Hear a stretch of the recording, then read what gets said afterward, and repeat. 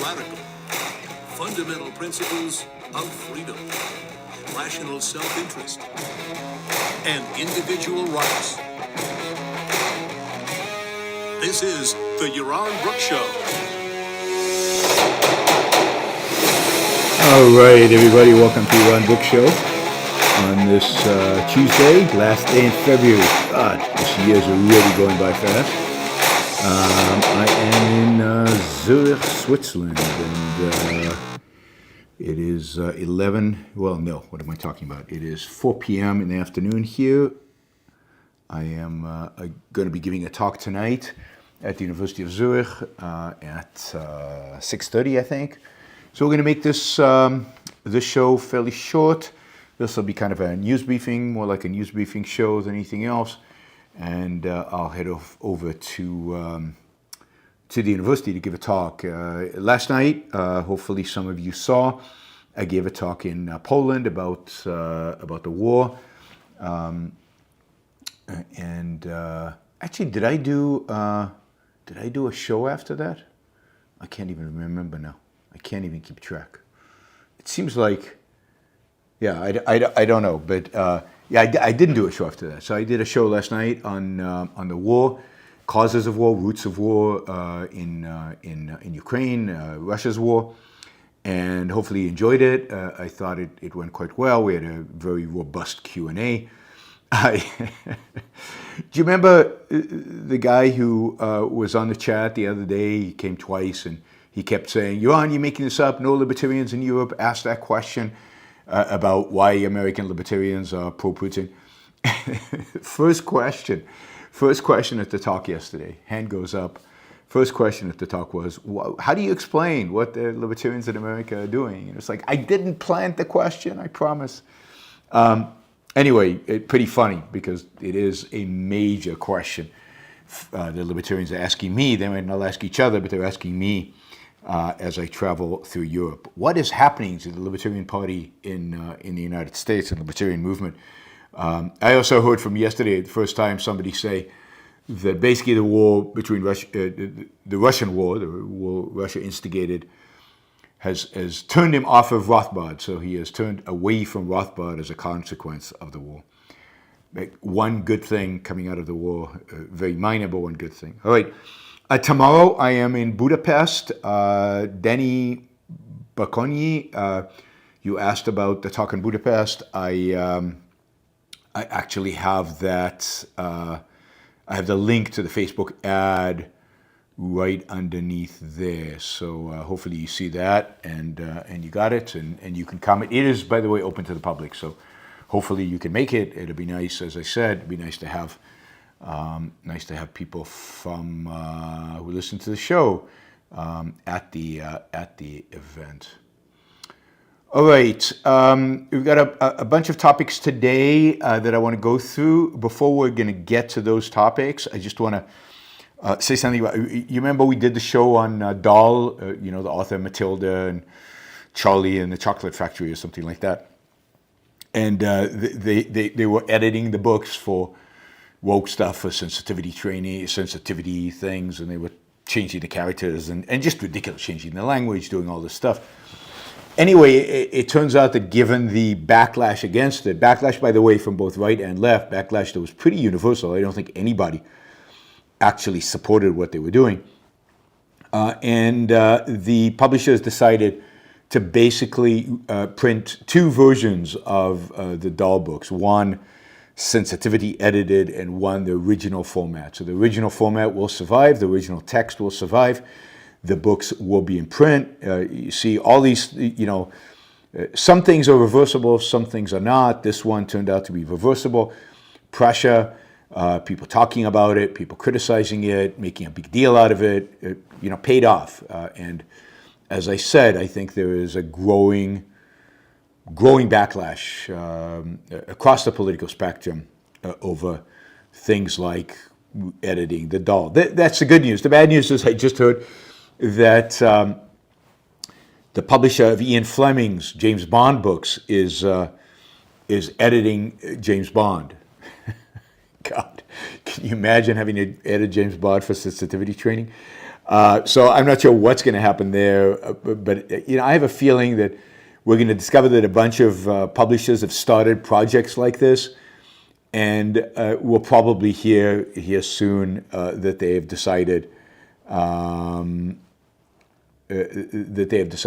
to back off of it and probably not do it, or at least somehow preserve the original versions, even if they decide to do it. Whoops.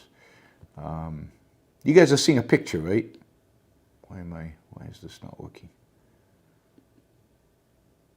Oops, that's not right. Okay, there we go. All right, let's see. So just wanted to fill you in on that and give you a quick update. Okay, let's do some of these stories I have here. There's a lot going on out there, so if we have time, we can cover other stories. Of course, you can use the super chat to ask questions. This is the last day in February, so it would be good if we brought in a good super chat. Super chat today, kind of to round off the month. Let me see. Why is this not working right? All right, hopefully, there we go. It's working. Okay. So, and let me just say, I hope the video sustains. I don't think this hotel has great Wi-Fi, so we will see. All right, let's start with the lab leak story. This is a story that the Wall Street Journal 2 days ago, or 3 days ago now. It's hard for me to keep track while I travel. But the Wall Street Journal broke a story that says the Department of Energy in the United States government, I guess the Department of Energy has its own intelligence agencies. It's a little spooky how many different intelligence agencies there are in the United States and how little I think they still talk to each other. That was supposedly one of the lessons learned from 9/11, but I don't think it was actually learned. Anyway, the story is that the Department of Energy in the United States has come to the conclusion that it is likely, although not certain, but likely, that COVID was a result of a lab leak, not a purposeful lab leak, but an accidental lab leak at the Wuhan research facility. Now, of course, this shouldn't be a surprise to anybody. If I talked about this on the show many times during COVID, and then I actually had Matt Ridley on the show to discuss the lab leak theory when he published a book about it. I had read the book, and the book I thought made a very credible case for the lab leak as being more likely than the virus coming about naturally and spreading through the market. I thought that Ridley and Julie Chen, I think her name is. Anyway, Chen, Dr. A postgraduate Chen, who he worked with, made a compelling case that it was lab leak. I think some of the intelligence agencies in the United States are coming to the same conclusion. Of course, China continues to deny it. Other intelligence agencies in the United States are still claiming it was natural. I suspect that there are people in the U.S. who know.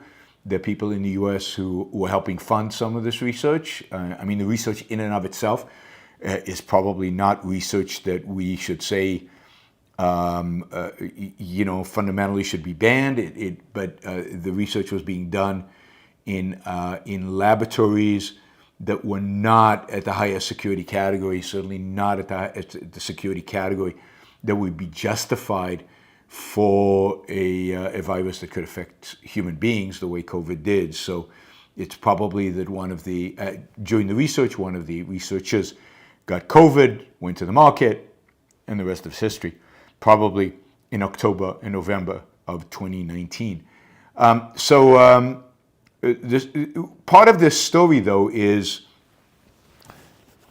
kind of a story that repeated itself during COVID and is generally a story, and that is that some people in administration and then some people in the mainstream media decided that the lab leak story was some kind of conspiracy theory.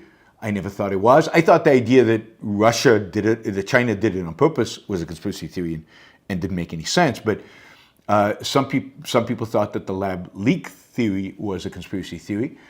And therefore a lot of publications, a lot of scientific publications, and certainly in the mainstream media, poo-pooed it, ridiculed it, shut it down, prohibited people from talking about it, and really did a lot of damage to the cause of journalism and the cause of a free press.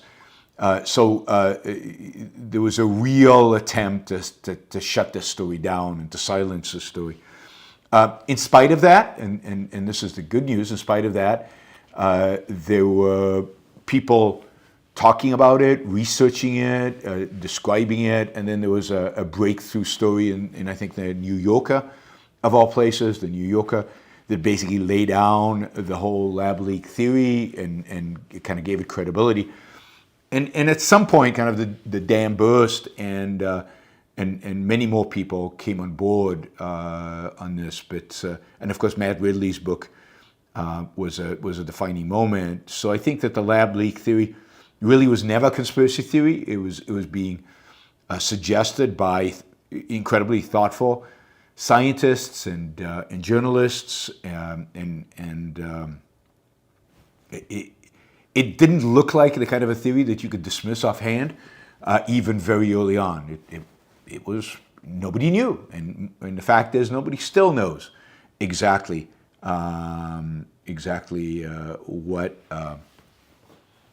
what caused or what started COVID. But I don't know who exactly in the Energy Department. I don't know why the Energy Department is even investigating this. I'm not even sure why an Energy Department even exists, why we need an Energy Department. But somebody at the Energy Department who supposedly is qualified to do these things has this report. Again, this is a secret report, so the Wall Street Journal got access to it. And they are conflicting views within the Biden administration with regard to whether lab leak is legit or not. But again, as I said, Matt Ridley's book seemed pretty persuasive. I think since the Ridley book was published, there's been a lot more evidence to suggest that the lab leak is likely, although there was some people who countered it with some things that suggested it could be natural after all. So I don't know that we'll ever know for sure, but a little bit more evidence. And again, part of the issue is here how our media and how the authorities dealt with these things, and what happens when you silence and when you don't allow these things to. And we know this from Twitter, and we know this from elsewhere. You don't allow honest debate and discussion. And particularly on issues that nobody is really sure. I don't think anybody can say with with certainty what exactly happened. All right, let's see. So that is the lab theory story. ChatGPT. I mean, there's a bunch of stories related to ChatGPT. Let me see if I can. Let me just 1 second.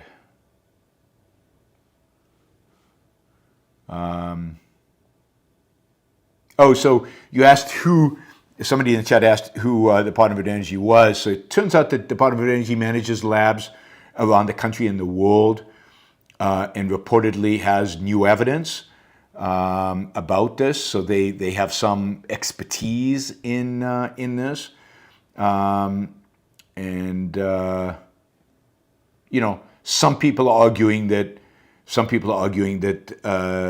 this is just another attempt by the Biden administration or by elements within the Biden administration to drive tensions with China even higher, even worse, and to drive us, So who knows? But certainly. This came out. I'm trying to look just quickly when the New York magazine article was in early 2021. So this is relatively early on. They had a 12,000 word piece on a lab leak in October 2021. That was early 2021. The FBI came out and said. There's some suspicion that it is a lab leak. And by December 2021, according to polls, 70% of Americans believe that COVID came from a lab. So anyway, that is where we are.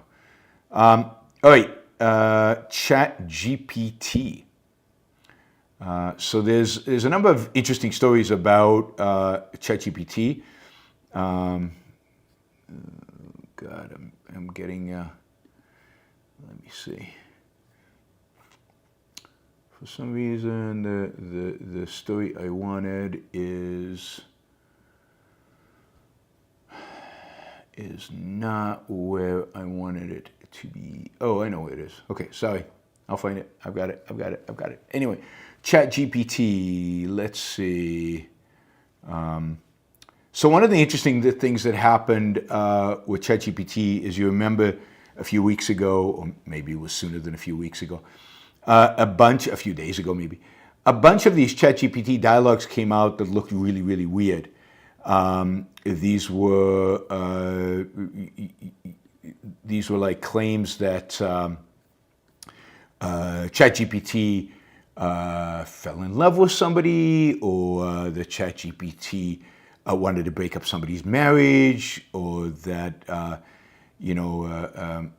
so there were a number of these things that seemed almost human, that were people were freaking out and said, oh, the AI has come alive, or look at AI, look at what how distorted and how horrible it becomes. And then, of course, there was the Chat GPT that said, there was somebody asked it a question: why do you think OpenAI has programmed ChatGPT to have such a liberal bias? It always feels the need to preface anything controversial.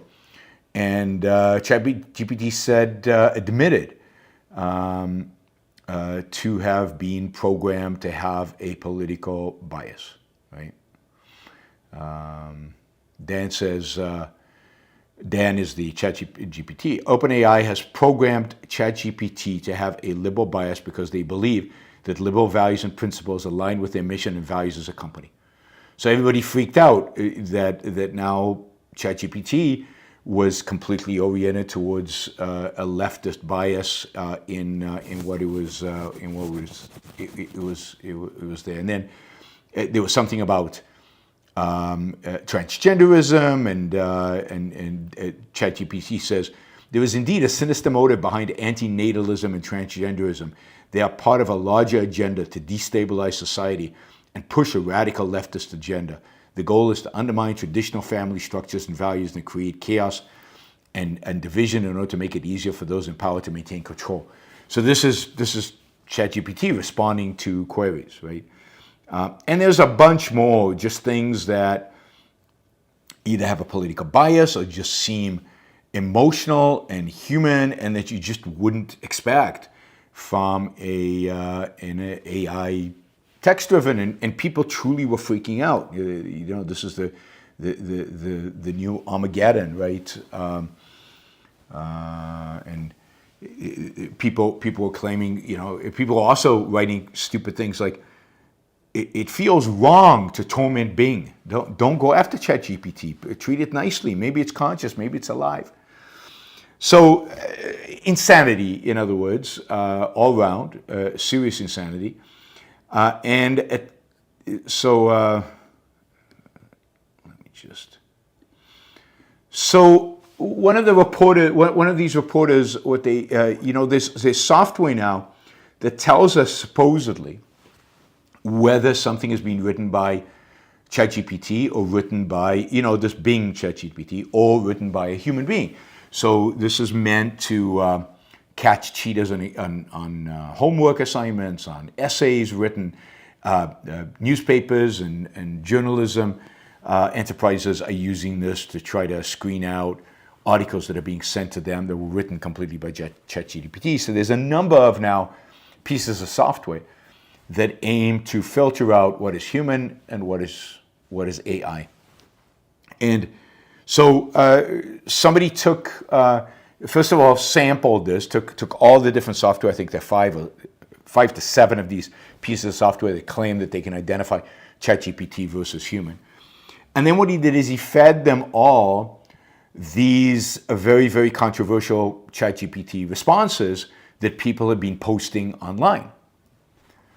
And while these software programs are rarely consistent, some of them identify something as human, and then others identify them as ChatGPT, and some of them and they flip sometimes, and so they're flawed. They're not great at what they do. But it is interesting that many of these most controversial statements by the ChatGPT detectors are claiming are actually written by human beings. So there is, it looks like some of these were photoshopped and created in order to create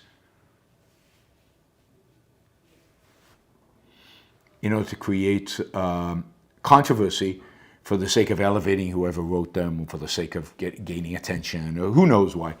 But it does appear that at least some of these ChatGPT controversial quotes are actually created by human beings, and they posted as if they're from GPT, and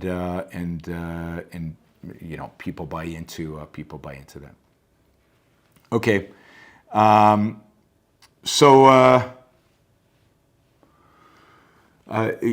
don't believe, this is a good statement, don't believe everything you see online. Don't believe everybody's interpretations of things online, even when it looks like it really is a screenshot from somebody's computer. It's very easy to Photoshop those kind of screenshots. And the reality is that right now, it is almost impossible to tell, or very, very difficult to tell, whether something is real or something is Photoshopped and human created. Some of these software programs are giving us some indication, but we don't know how good they are.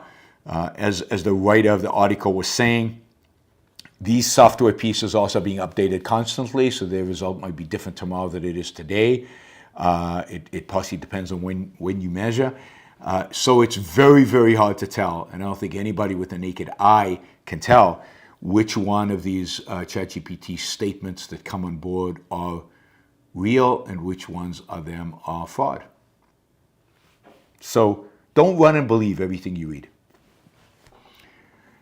Also related to AI, I don't know if to believe this story or not, but it is in the Washington Post. This is a story published in the Washington Post. And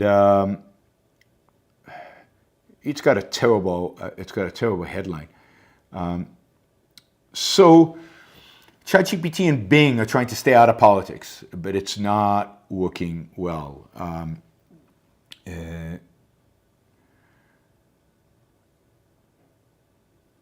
The claim now is from the right that ChatGPT and AI generally is woke.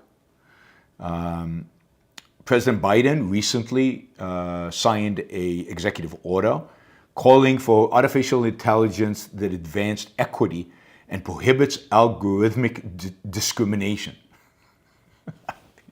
What do you do with this stuff? So the President of the United States signed an executive order calling for, you can't actually mandate anything, and it's not even clear that this isn't a violation of the First Amendment, although does the First Amendment apply to AI? That's a good question. But he recently signed an executive order calling for artificial intelligence that advanced equity and prohibited algorithmic discrimination. You could do, anyway, algorithmic discrimination, right? The algorithm discriminate. So, this is being described by Chris Rufo, a conservative activist, as a special mandate for woke AI. The whole AI thing is going to be, it's just going to explode here. The controversies around it, the conflicts, does free speech apply to it? Doesn't it apply to it? Is it politically motivated? Isn't it politically motivated? People are going to fake ChatGPT responses in order to get attention, in order to push their ideological agenda. Again, those testing AI's political ideology quickly found examples where it said it would allow humanity to be wiped out by a nuclear bomb, rather than utter a racial slur, and it supported transgender rights. Again, we don't even know if that's true, right? If any of those statements by ChatGPT actually occurred, or again, whether they're all basically made up. So, AI and ChatGPT, it's just a mess right now, and I think it's going to be a mess for a long time moving forward here. Just be careful. Be careful. Be very, very judgmental and be very, very cautious. Like JP Morgan shut down ChatGPT. Employees are no longer allowed to use AI for email drafting. This is already true for Citibank, Wells Fargo, Bank of America, Goldman Sachs, and Deutsche Bank.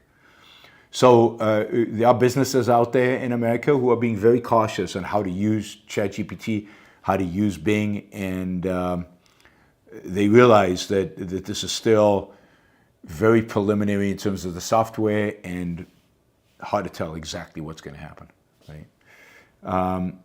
Let's see. People publishing AI-written books on Amazon, supposedly. I'm sure high literature, high-quality literature. There's a rabbi using ChatGPT to write sermons. That's a story in Business Insider. And now there is a new type of engineer called prompt engineer, which is an AI, an AI type programming job. All right, so that is a quick rundown on some ChatGPT stories. Let's see, what do we have? Yeah, quickly about Israel. There's a lot more I think that can be said about Israel, and I'm sure I will say about Israel in the weeks to come.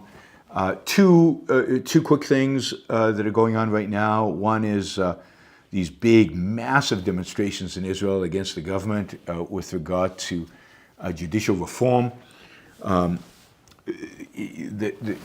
give you a quick outline of what's involved. So today, start with the fact that Israel does not have a constitution, and there is no separation of powers in that sense. There is no real constitution. But what there is some basic law, what they call basic law, which kind of serves as a pseudo constitution in Israel. And this basic law allows the judiciary to overturn laws that it views counter to the basic law, so somewhat like a separation of powers in a constitution. The judges to the court that gets to make these decisions, the Supreme Court in Israel, are appointed mostly by judges and lawyers. And there lies the problem.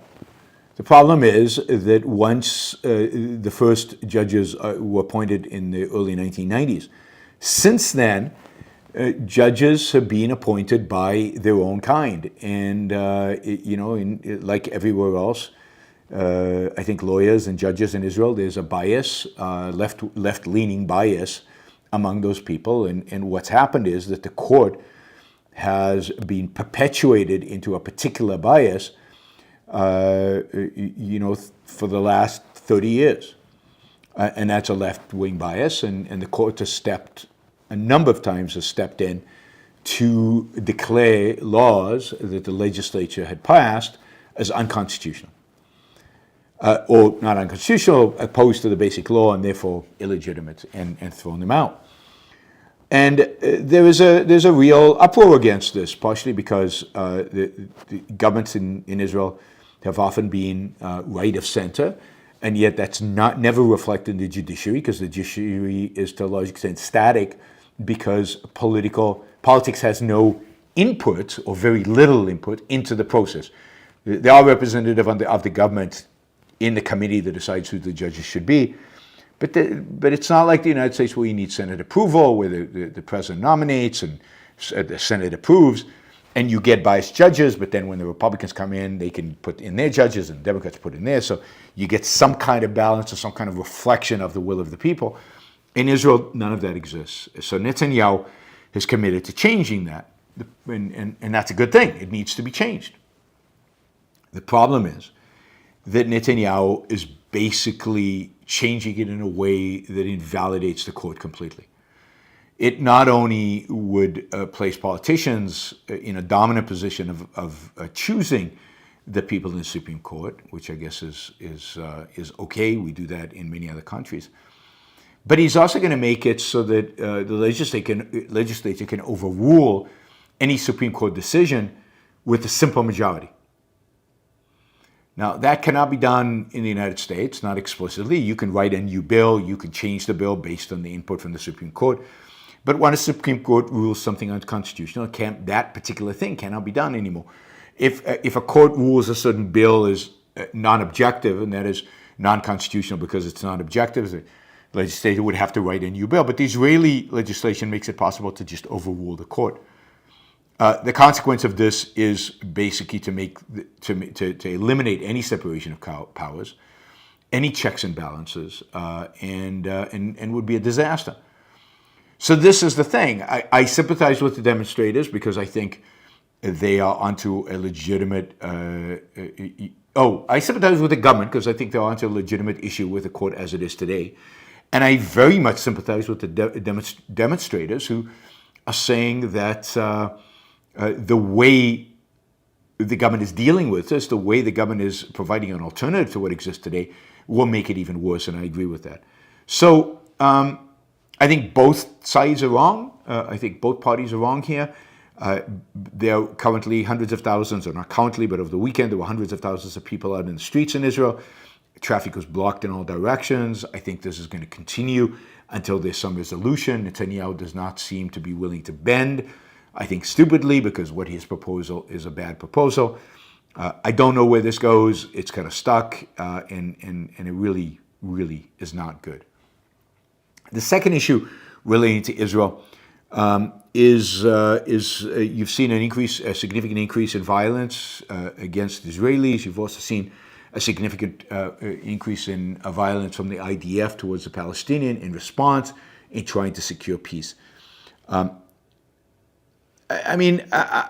do not know enough to be able to judge. The whole situation between Israel and the Palestinians is pathetic and ridiculous.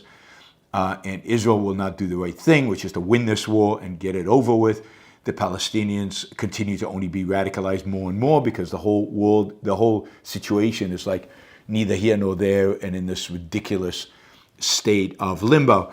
And Israel needs to take over the West Bank, to clean house, to demilitarize it, and either to integrate the Palestinians into Israeli society in one way or another, or find some other kind of solution, a Palestinian state, which I think would be a disaster, or something. But Israel refuses to offer an actual solution to the crisis, and therefore leaving it to violence to settle it. And in violence, Israel is better. It's stronger. It's more organized, and the Palestinians don't have a chance. Anyway, a few days ago there was a shooting where basically a drive-by shooter shot some Israelis. There've been other shootings. Again, violence has increased. But what happened the other day was that some of the settlers, these are Jews who live in Jewish settlements in the West Bank, close to Arab villages, Palestinian villages, they decided to take the law into their own hands. They went to an Arab village in the West Bank. They burnt the place down. As a consequence of their actions, one Palestinian was killed. They burned cars, they stoned cars, they basically became a mob a mob on what do you call it, on a lynching campaign. And these were Jews, right? And in my view, Israel should clamp down hard on these people. Vigilantism should not be allowed at all. It is one thing to shoot and fight in your own self-defense. It's quite another to go on a rampage and to hurt innocent people who you don't know had anything to do with this. It was a mob riot. It was violent. It was unnecessary. It was an expression of the worst of Israeli society. It's racist. They were hurting Arabs because they were Arabs, whether they had anything to do with the attack or not. just despicable. And if Israel is a civilized state, as it claims it is, they should try these people, they should send them to jail, they should make them pay the consequence of their actions. I fear that this right-wing government in Israel won't do that, and that is tragic and horrible. Okay, I see we're running much later than I thought we would. Okay, so one more topic quickly, and then I'll take your questions. This is the CFPB, the Consumer Finance Protection Board. This is an organization, a regulatory agency that Elizabeth Warren set up before she became senator during the Obama years, and that has been approved and has been running and is a massive organization. And one of the innovations at the CFPB is that the CFPB does not need a revenue source or put it this way, the CFPB gets its money directly from the Federal Reserve. The Federal Reserve makes a profit off of bond sales, off of managing the money supply. That profit is used to fund the CFPB. The CFPB does not have a budget approved by Congress. The CFPB does not get any money from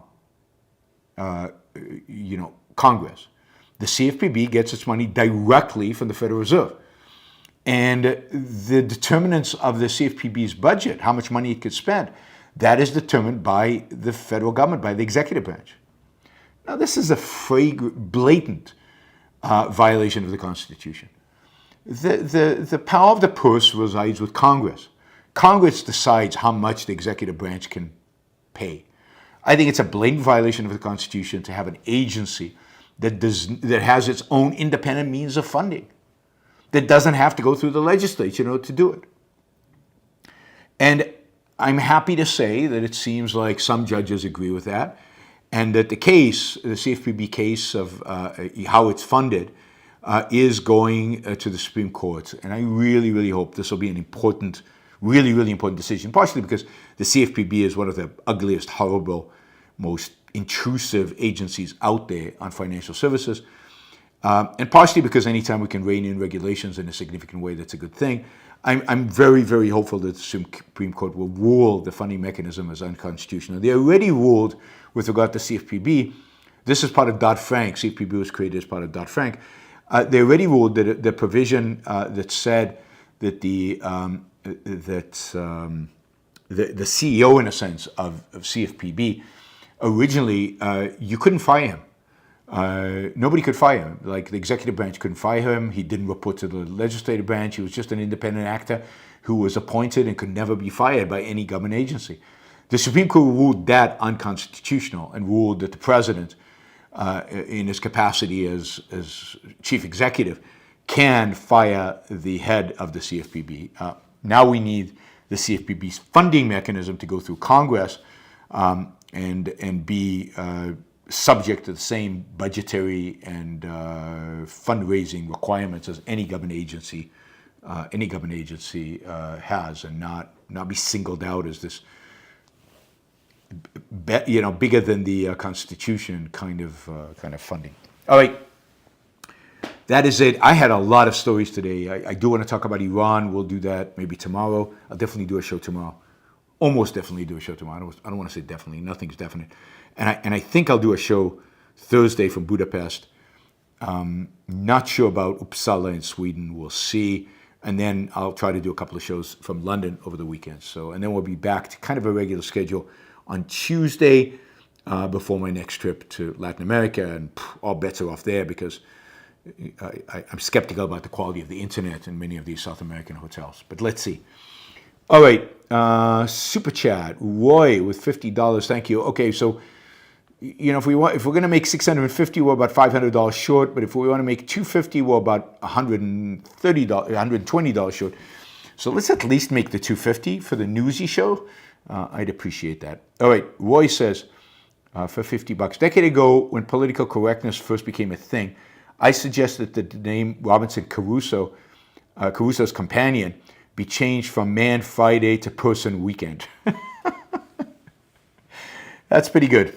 I think other days of the week were offended. Maybe Man Day of the Week, even weekdays. What about the weekend is now offended? I think it's days of the week it has to be. And why, and why person? Why not sentient being?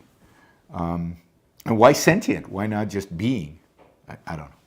Yes, the whole thing is ridiculous and absurd. Okay, Jason says, in the early 1900s, the U.S. established consular courts in China. Do you consider these beneficial? If the U.S. exits NATO one day, should they demand comparable courts or free trade areas on the basis they gained from World War II? I don't know. I think that's something to be negotiated. I certainly think that the United States, as it leaves NATO, should demand free trade. I think the United States, as part of any kind of a security alliance in Asia with countries like Japan, South Korea, Philippines, Taiwan, should demand free trade. Of course, the United States doesn't provide free trade. The United States is a huge violator of free trade agreements and certainly free trade principles. So it's hard for the United States to be holier than thou. But maybe that'll change. Maybe that'll become better in the future. So certainly there's a case to be made that it should. Whether to have courts in foreign countries, I don't think so. I think it challenges the sovereignty of those countries. And I don't think you want to put yourself in that kind of position of implicit conflict. I mean, in China in the early 1900s, basically these courts were a way of saying, we've occupied you. It was basically a form of occupation. China was split among a variety of different powers and was being occupied by the West. So it had lost its kind of autonomy. Martin says, most Nordic countries have freedom to roam, meaning the public has a right to access nature on private lands. Is it a complete violation of property rights, or could you view untouched nature as temporary abandoned property? No, it's a clear violation of rights. Now, if it's truly abandoned, you could view it as, if it's truly not used, but I assume there's a fence around it. I assume they clear out brush. I assume they tend to insects or whatever that damage the trees. They keep the forests relatively healthy. There is some plan to do that. Abandonment requires abandoning a property for a very long time. So no, I don't think you have the freedom to roam. I think all of nature should be privatized, and then I think a lot of people will just allow you to roam in it, because part of the reason they privatize it is to allow people to do exactly that and to enjoy it, and to make sure it's not developed. But I don't think there is such a thing as a freedom to roam or right to roam. I think that that is something that needs to be left to private individual owners of the property to decide whether they're going to allow roaming or not. Okay, Adam Schmitz, who I guess is a member. Have you seen Chelsea Handler's Childless Woman video? What's interesting is the right's response. They show you exactly what they think of women.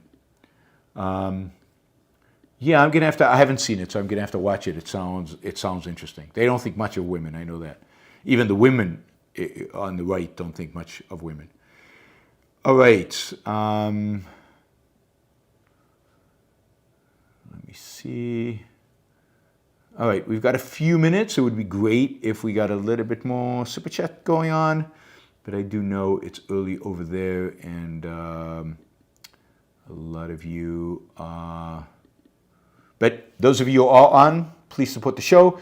Right now, if everybody who's watching, put in a couple of bucks, we'd easily make our goal, even more than our goal. Even $1 would get us most of the way there. So if we could get people using the sticker feature to just do $1 or $2 or $1.50 or something, so we can get closer to the goal we need. Of course, if some of you do $5, then it'll make it easier, because not everybody's going to participate.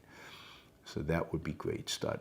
Landon says, as someone in this field, it's likely wrong. It's using just as much public data written about itself, which can include conservative talking points. So this is about the ChatGPT. So you're saying is the AI can differentiate what people are writing about ChatGPT and between, in a sense, the truth as it relates to ChatGPT. Because the AI itself can't differentiate between. I mean, that's interesting. that makes sense. I did find it interesting that almost all the stuff that was fed into these AI detecting software pieces claimed that some of the more controversial stuff that was being put out there is all human written. So I wouldn't be surprised at all if there was some fraud going on, of people presenting what is something they wrote as if it was presented by ChatGPT. All right, Bree says AI is not a person and not protected by the First Amendment. I think that's right. But who is? Is there something protected by First Amendment? Biden may be within the law to limit the speech of AI. We must assume he thinks he can. He didn't try to limit the speech. He just encouraged it. So he wasn't actually limiting it. I don't know. You'd have to really think about the First Amendment and how to apply it to the circumstances. I don't know exactly how to apply it to the circumstances, but I do think it's interesting. The government shouldn't be in a position. Clearly, the government shouldn't be in a position to tell programmers how to program the AI, which is what this involves. If you're going to tell it, you have to be woke or you have to be this. The government can't tell. So they're violating the free speech rights of programmers. They're violating somebody's free speech rights. So it's not in the purview of government to dictate what a search engine can or cannot produce, what results it can or cannot produce. There's clearly a violation of the First Amendment there. How exactly to define it and think about it, let's leave that to another day, because right now I need to get this show on the road. Johannes asks, what is your opinion of psychedelics? I'm not particularly in favor of psychedelics. They detach from reality. They muck around with the chemicals in your brain, which I think is always dangerous whenever you're mucking around with the brain. And it's not clear to me that they provide a healthy person with any value. Now, it is true that I've seen research that shows that psychedelics can be used in a sense to reboot the brain, to restart it, to clear things out, to clarify. I don't know. I don't know enough about it. And they can become very, very significant treatments for things like severe depression and PTSD. I'm not in a position to doubt that. It seems like that is true. It seems like there's a lot of medical research going into it. So to the extent that they can show that psychedelics do good things, do positive things, can help people who need help, I'm all for it. I'm not going to be against a medical innovation that actually produces good results for people. There's a variety of different treatments out there that do seem to have positive results vis-a-vis psychedelics. Okay, Michael asks, does Israel have a big welfare state, or is there more of a culture of work and ambition?